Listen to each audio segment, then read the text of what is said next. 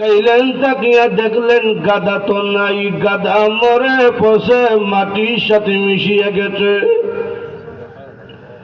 উদয়ন নবী কানলে, প্রভু গো, আমার কিছু হইল না, আমার খাবার নষ্ট হইল না, কিন্তু আমার গাদা মরিয়া পচিয়া মাটির সাথে মিশিয়ে গেল।